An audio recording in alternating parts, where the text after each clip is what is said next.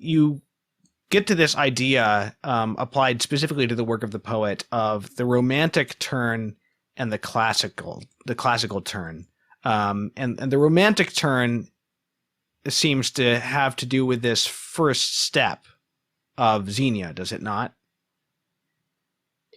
Well, I think they both do in different ways. So, I mean, maybe it would be helpful to use an example.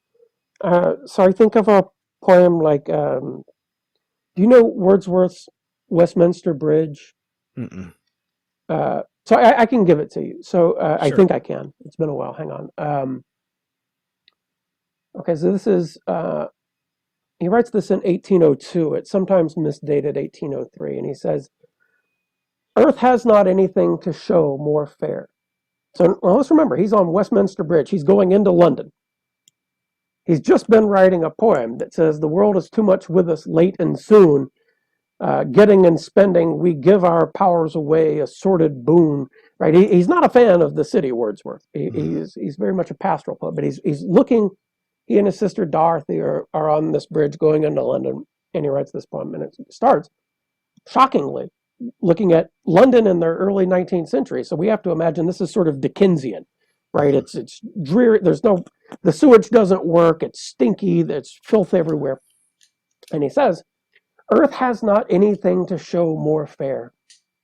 Dull would he be of soul who could pass by a sight so touching in its majesty. This city now doth like a garment wear the beauty of the morning. Silent, bare, ships, towers, domes, theaters, and temples lie open unto the fields and to the sky, all bright and glittering in the smokeless air. Never did sun more beautifully steep in his first splendor valley, rock, or hill. Ne'er saw I, never felt a calm so deep. The river glideth at his own sweet will. Dear God, the very houses seem asleep, and all that mighty heart is lying still. So Wordsworth is fairly obviously a romantic poet. He is the romantic poet. He is the great romantic poet. When I'm using romantic in classical terms, it's a little bit different, as we'll talk about. But so this poem, he's coming into London, and it's the early morning, and it's a Saturday, as I believe, that year. And so the factories are not going yet. It's the smokeless air. Everybody's still asleep. There's nobody out there. And the city seems to him suddenly beautiful. And you say, well, why is it beautiful? And there are certain lines that stand out. It says, he says, silent, bare ships, towers, domes, theaters, and temples lie open unto the fields and to the sky. Open unto the fields and to the sky? What in the world does that mean? Yeah. Open unto the fields? Well, the suggestion is that the fields can now invade them. Right. They are open to invaders. Right. And for Wordsworth, the fields and the sky are synonymous, right? He has placed God in an eminent position in nature, right? So as in, I wandered lonely as a cloud, right? Where the daffodils are described as being like stars. The heaven and the earth for Wordsworth are merged. Now, we may not agree with that vision. I'm just describing what it is. So open unto the fields and to the sky. Suddenly, nature and the God who, for Wordsworth, is in nature are able to take over this city that has pushed nature out, that is destroying it with these terrible factories. Right. And why is that? It's because, as he writes in the last line, all that mighty heart is lying still. Well, if your heart's still, you're dead. He's gotten to London early in the morning, and it looks like there's been an apocalypse. It looks like London is over, and nature is going to take it back over. And so there's this element of what the Romantics called the sublime, right? Which is a translation from Kant, unauswickelbar, that which cannot be unfolded. So it's a blend of wonder and beauty and fear. But as he's experiencing this, right, he dramatizes the experience in the sonnet. And my favorite moment in this, he's standing on the bridge, right? So silent, bare, ships, towers, domes, and theaters. Ships, towers, domes, theaters, and temples lie open unto the fields and to the sky. all bright and glittering in the smokeless air. Never did sun more beautifully steep in his first splendor valley, rock, or hill. Ne'er saw I, never felt a calm so deep. So he's meditating, and it's almost like he just looks down from the bridge, and he says, the river glideth at his own sweet will. What he realizes is that despite all of the machinations and the machines of then modern London, nature doesn't care. Nature wins. The world outlasts us all. The world will outlast London. It outlasted ancient Rome. It outlasted ancient Athens. It outlasted every city, and it will outlast us.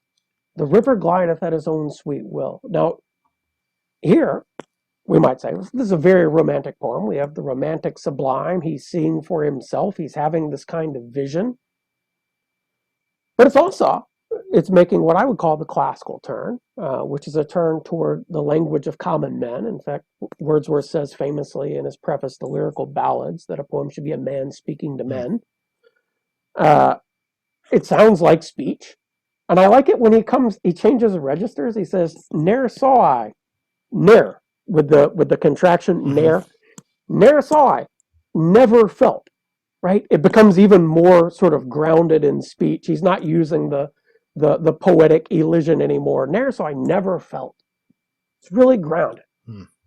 So it's this very personal poem, very romantic in many ways. He's seeing for himself. He's having this experience. He's describing it.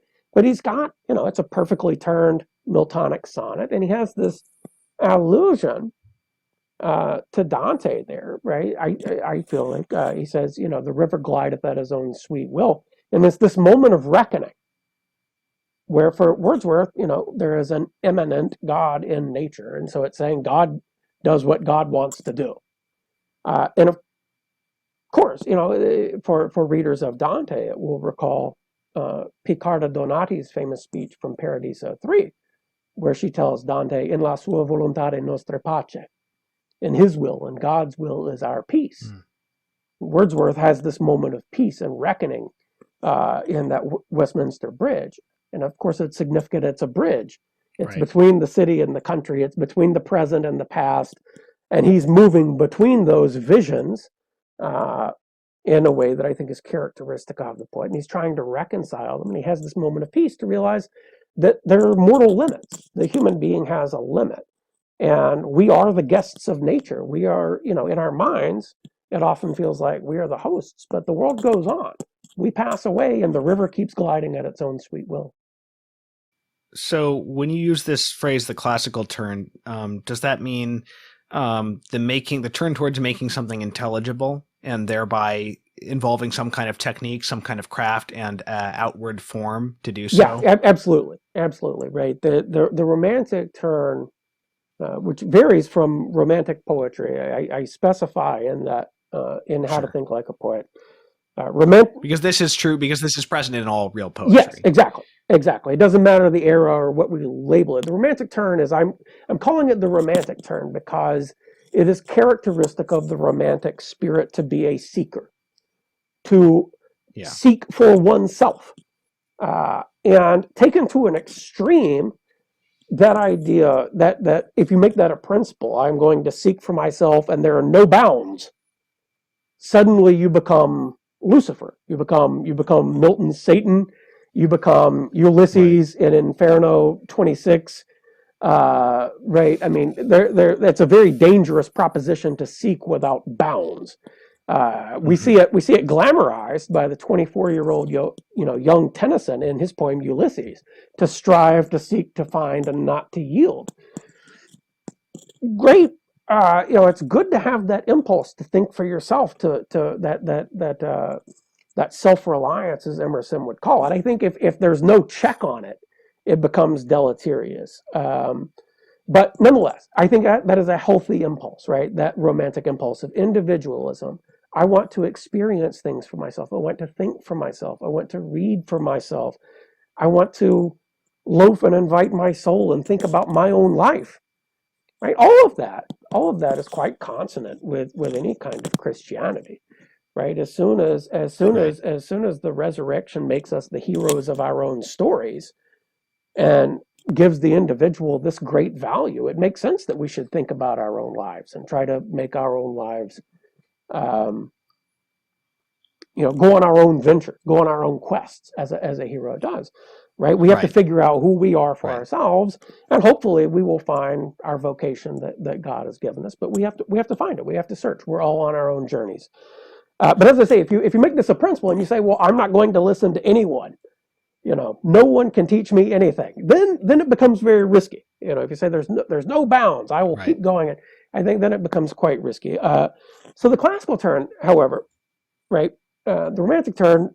So I don't mean going beyond and becoming satanic and all this. I mean seeking for oneself. The classical turn is, well, when you've gone and you've thought for yourself and you've felt for yourself and you've lived your own life.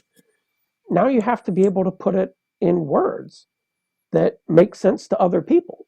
And this is where poetry Right. gets very difficult, right?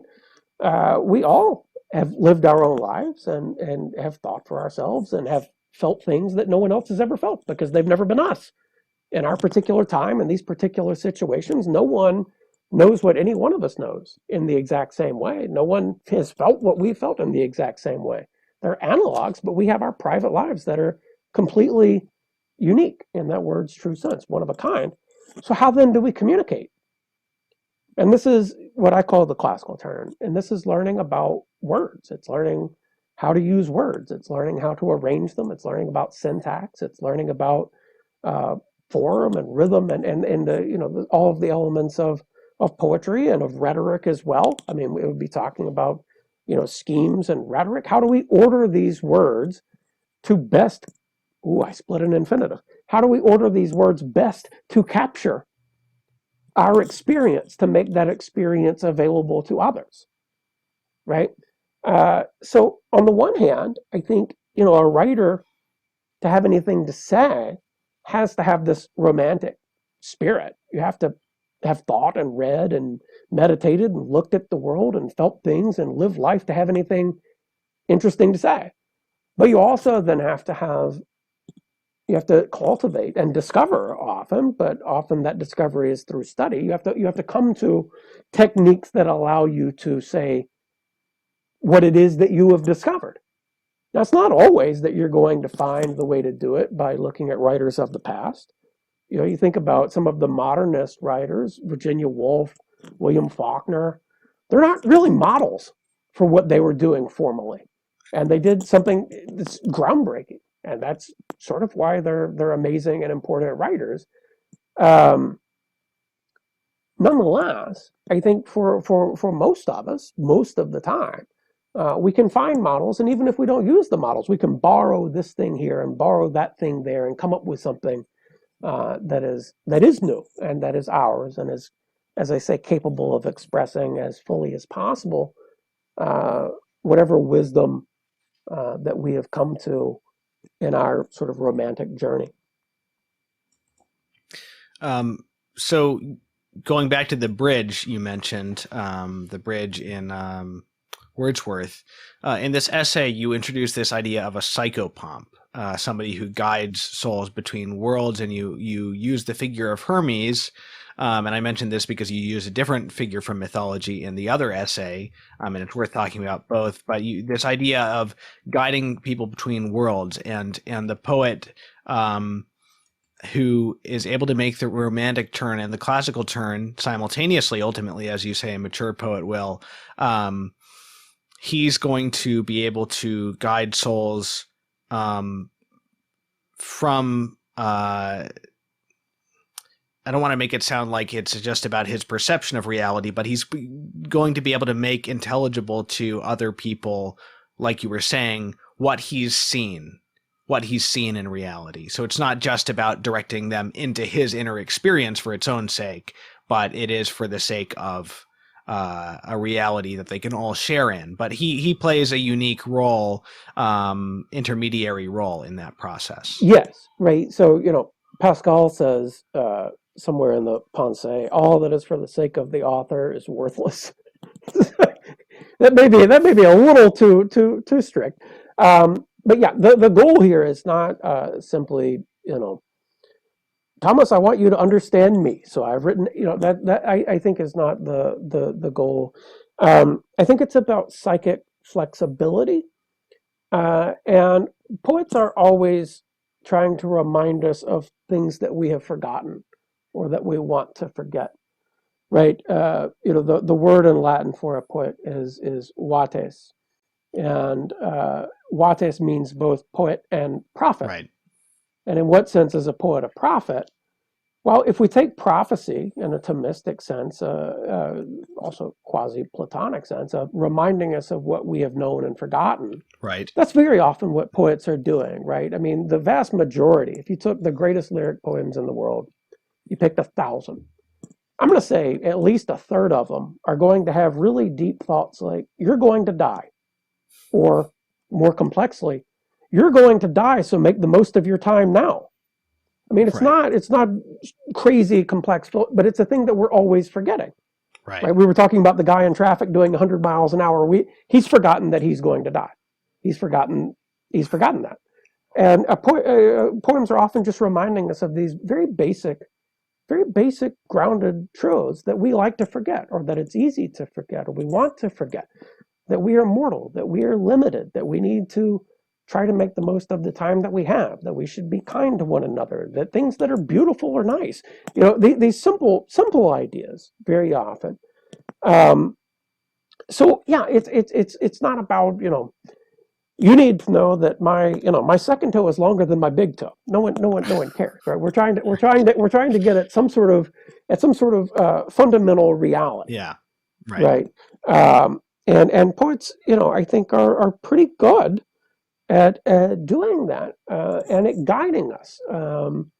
Good poets tend to be pretty good guides, even if we don't always agree with their theology or their worldviews. That a good poem, very often, whatever we think about the individual, can take us somewhere, can make us feel viscerally, make us feel vividly these fundamental truths that we're always forgetting because we live in our heads. That is, they can ground us in our bodies again, can ground us in a specific time and place, which it's hard to be grounded in a specific time and place now, right? We've all got, if you go to a restaurant, you got TVs on the wall, you got a stereo going, you got everybody's making noise, everybody's looking at a phone. We're in 5 places at once. Mm-hmm. And we forget that that's all an illusion. It doesn't matter all of our technology. We're actually just one person in one place at one time. And eventually our time will run out. Right. And so, yeah, I think that sort of movement of the poet is often towards something very simple, like a limitation, realizing the limitation of the human, or realizing the beauty of nature, or realizing one's mortality, these simple things. But those are things that we're always forgetting. We're very forgetful as human beings.